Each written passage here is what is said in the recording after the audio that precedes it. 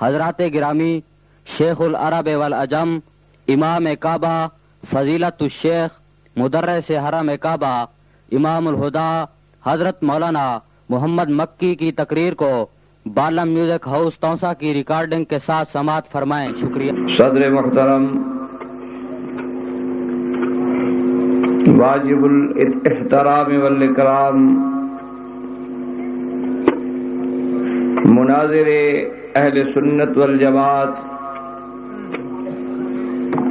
حضرت علامہ تونسوی مد ظلہ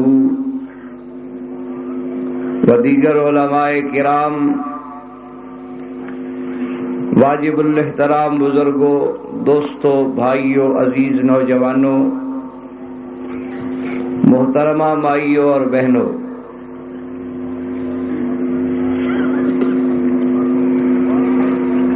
حضرت علامہ تونسوی مد ظلہ کے حکم پر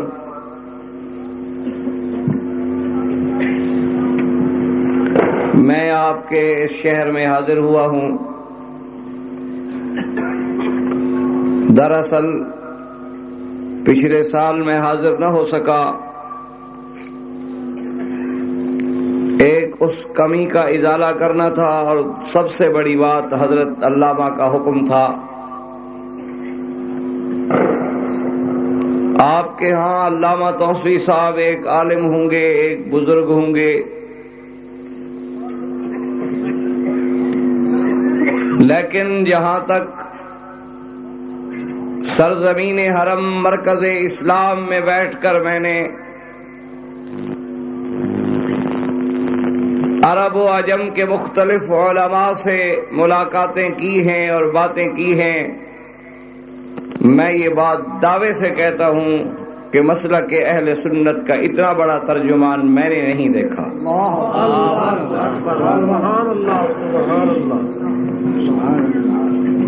جس کی پوری زندگی اہل سنت والجماعت کے مسلک کی حقانیت اور ناموس صحابہ کے تحفظ میں گزری، اور اللہ تبارک و تعالی انہیں صحت و عافیت کے ساتھ اس مسلک کی زیادہ سے زیادہ خدمت کرنے کی توفیق بخشے. آمین. متواتر سفر، ایک تو حرم کعبہ چھوڑنے کو کس کا دل کرتا ہے؟ دعا کریں کہ اللہ نہ چھڑائے، نہ زندگی میں اور نہ موت کے بعد. اور پھر مختصر وقت کے لیے آنا ہوتا ہے، اور اس میں احباب اور عاشقان حرمین الشریفین کی محبت کے تقاضے ہوتے ہیں. میں یہ سوچ کر وہاں سے چلتا ہوں کہ شاید اپنے کچھ کام ذاتی بھی سر انجام دے سکوں گا، کچھ آرام کر سکوں گا، اور یہاں آنے کے بعد پھر خود سے کہتا ہوں کہ بڑے اچھے آرام سے وہاں گزر رہی تھی، میں کہاں پھنس گیا.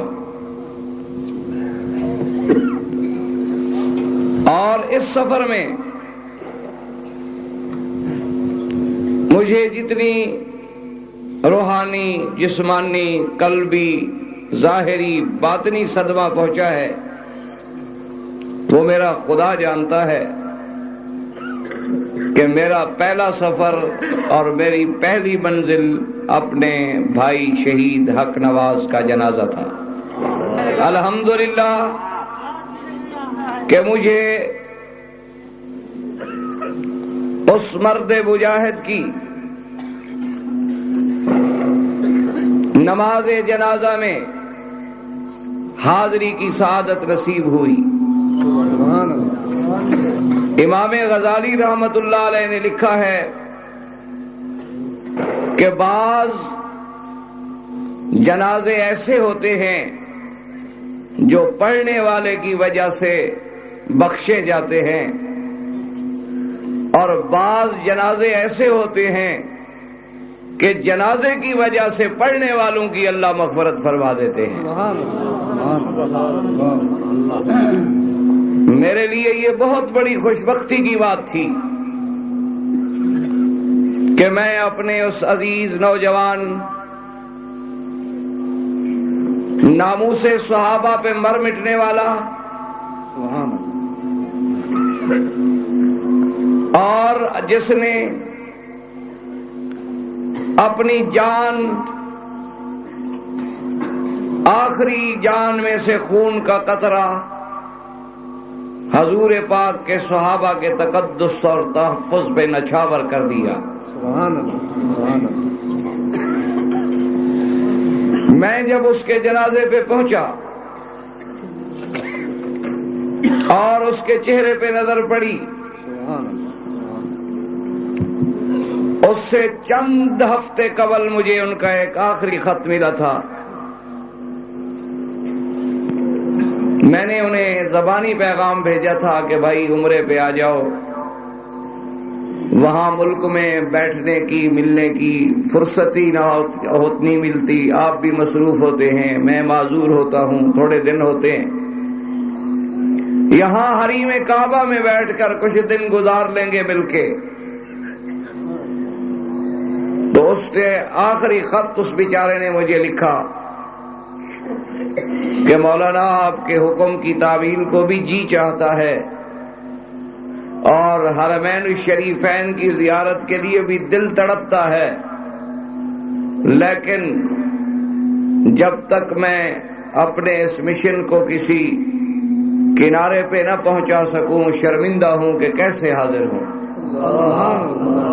عاشق اصحاب رسول حق نواز جھنگوی، عاشق اصحاب رسول حق نواز جھنگوی.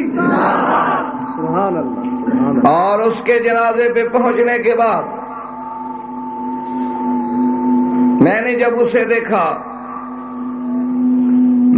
میرے دل میں ایک خیال آیا کہ اللہ کی قدرت کے فیصلے بھی بڑے عجیب ہوتے ہیں کہ آج جمعہ رات تھی اور 27ویں رجب تقریباً لیلۃ المعراج کی رات تھی. معراج رسول کا سب سے پہلا گواہ ابی بکر تھا اور ابی بکر کے صدق و صداقت کا محافظ حق نواز تھا.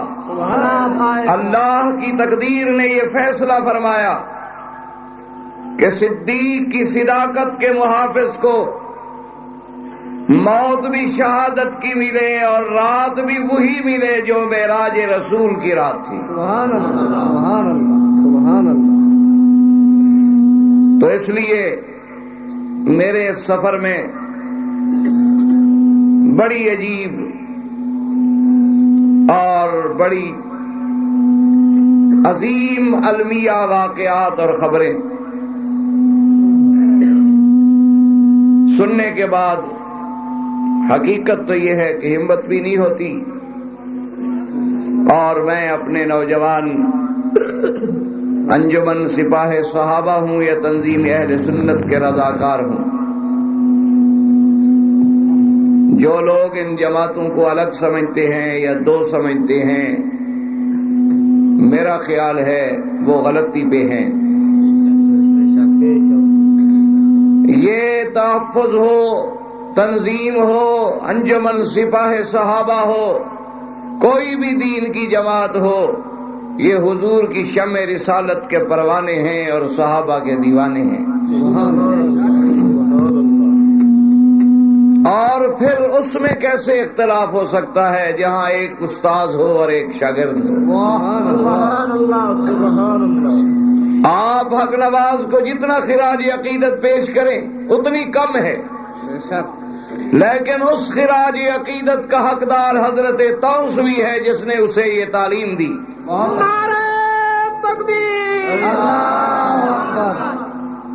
جس نے اس کے سینے میں ناموس صحابہ کی شمع جلائی، جس نے اسے تمام راستوں سے ہٹا کر خلفائے راشدین کے تحفظ کے راستے پہ لگایا.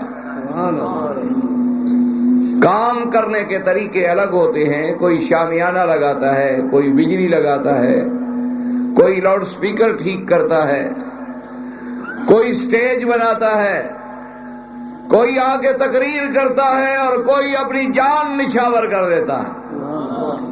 جس دھج سے کوئی مقتل کو چلا وہ شان سلامت رہتی ہے۔ جس دھج سے کوئی مقتل کو چلا وہ شان سلامت رہتی ہے۔ اس جان تو آنی جانی ہے، اس جان کی کوئی بات نہیں۔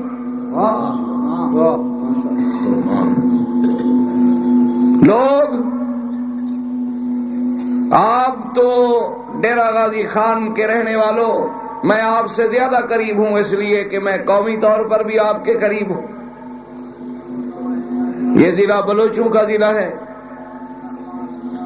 اور اتفاق سے میں بھی بلوچ ہوں،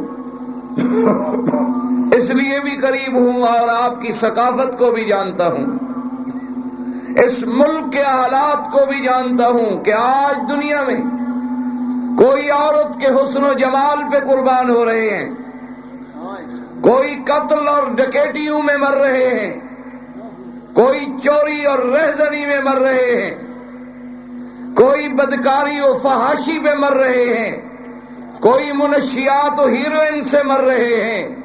خوش نصیب تو ہم ہیں کہ ہمارے سپاہی ناموس صحابہ پہ جان دے رہے ہیں۔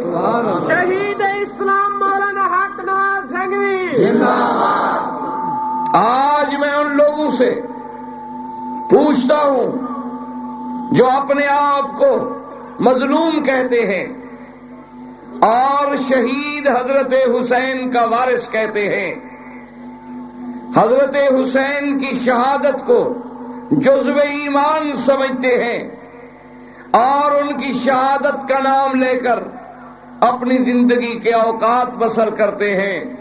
آج اگر ان کے دل میں ایک ذرے کے برابر بھی ایمان ہے، آج ان کے عقل میں اگر ایک ذرہ کے برابر بھی کوئی عقل و شعور و ادراک کا حصہ باقی ہے، تو آج پورے عالم میں جیسے سورج نکلنے کے بعد دن کا فیصلہ ہو جاتا ہے، آپ کے سامنے فیصلہ آ چکا ہے کہ حضرت عمر کی شہادت ہو، حضرت عثمان کی شہادت ہو، حضرت علی کی شہادت ہو، سیدنا حمزہ کی شہادت ہو، حضرت جعفر کی شہادت ہو، فرزندان مسلم ابن عقیل کی شہادت ہو اور تمام اہل بیت کی شہادت ہو، اس شہادت کے وارث ہم ہیں اور یزید کے وارث تم ہو۔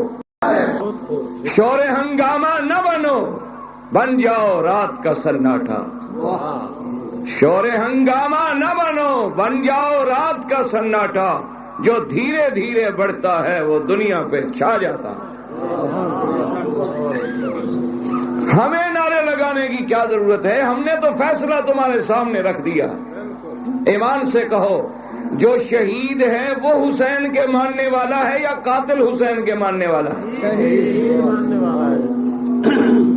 ایک آدمی حضرت حسین کے نقش قدم پہ چلنے والا شہید ہے یا قاتل؟ شہید ہے۔ تو آج اس شہادت کے وارث کون ہے؟ آج اس شہادت کا وارث علامہ تونسوی ہے، آج اس شہادت کے وارث تنظیم اہل سنت ہے، آج اس شہادت کے وارث اہل سنت والجماعت پاکستان کا بچہ ہے، اور دنیا نے یہ دیکھ لیا ہے کہ صحابہ کے غلام بھی ہم ہیں اور اہل بیت کے غلام بھی ہم ہیں۔ نعرہ تکبیر، اللہ اکبر۔ اس لیے عزیزان محترم، اس عالم میں میں اپنے عزیزان نوجوانان انجمن سپاہ صحابہ کے جوانوں سے کہوں گا کہ صبر سے کام لیں۔ یہ میری مشورہ نہیں، یہ اللہ کا حکم ہے کہ یا ایھا الذین آمنوا استعینوا بالصبر والصلاۃ، اور یہ اللہ کا حکم ہے کہ ان اللہ مع الصابرین۔ آج تم مظلوم ہو، تم شہید کے وارث ہو، غلطی کر کے ظالم نہ بنو۔ بہت اچھا۔ غلطی کر کے تم ظالموں کی طرف کا ساتھ نہ دو، اور مظلوم کی آواز تمہارا کیا خیال ہے کہ یہ بڑی کوئی چھپا لے گا؟ اتقِ ان دعوت المظلوم فإن ليس بينه وبين الله حجاب۔ حدیث میں آتا ہے کہ مظلوم کی آہ سے بچو، اس کی آواز جو ہے سیدھی عرش پہ جاتی ہے، درمیان میں کوئی پردہ حائل نہیں رہتا۔ سبحان اللہ۔ اس لیے آپ صبر سے کام لیں۔ آپ یہ نہ سمجھیں کہ آپ لاوارث ہیں، آپ یہ نہ سمجھیں کہ اب آپ اکیلے ہیں، آپ یہ نہ سمجھیں کہ آپ تنہا ہیں۔ پاکستان کا نہیں، عالم اسلام کے اہل سنت کا بچہ بچہ آپ کے ساتھ ہے، اور یہ استغاثے آپ جانے، آپ کا ملک جانے۔ ہم تو یہ استغاثہ اللہ کی دربار میں پیش کریں گے اور کعبے کا غلاف پکڑ کے درخواست کریں گے، اس کی قدرت جو ہے وہ ہمیں بدلہ دلوائے گی۔ ہم ان دنیا داری کے قوانین پہ جو انگریز کے بنے ہوئے ہیں، نہ پہلے ایمان تھا نہ اب ایمان ہے، نہ ہمیں ان پہ پہلے یقین تھا نہ اب یقین ہے۔ ہم تو ایمان بھی اسی کا جانتے ہیں، قانون بھی اسی کا جانتے ہیں، اور اسی کی ذات پہ ہمیں بھروسہ ہے۔ وہ تو تمہارا ساتھی، میرا ساتھی، سب کا بھائی، وہ تو ان لوگوں میں ہے، منہم من قضا نحبہ ومنہم من ینتظر۔ اللہ نے فرمایا بعض لوگ ایسے ہیں جو اپنا وعدہ پورا کر کے چلے گئے، اور کچھ ہیں جو انتظار میں بیٹھے ہیں۔ اس لیے آپ بڑے صبر سے رہیں، بڑے سکون سے رہیں، بڑے تحمل سے رہیں، اور اپنی اس صداقت و شہادت کے علم کو بلند رکھیں۔ مظلوم کے ساتھ اللہ کی مدد آتی ہے، ظالم اور فسادی کے ساتھ اللہ کی مدد نہیں آتی ہے۔ ہم یہ نہیں چاہتے تم علماء کے وارث ہو، تم شہیدوں کے وارث ہو۔ تمہیں تمہارے عمل سے، تمہارے کردار سے، تمہارے طریقہ کار سے، تمہارے بعض بچوں کے جذباتی نعروں سے لوگ یہ غلط فیصلہ نہ کریں کہ بھائی علماء نے انہیں یہی پڑھایا ہے، یہی سمجھایا ہے۔ انشاءاللہ اللہ تبارک و تعالیٰ کی مدد اور نصرت آپ کے ساتھ ہو۔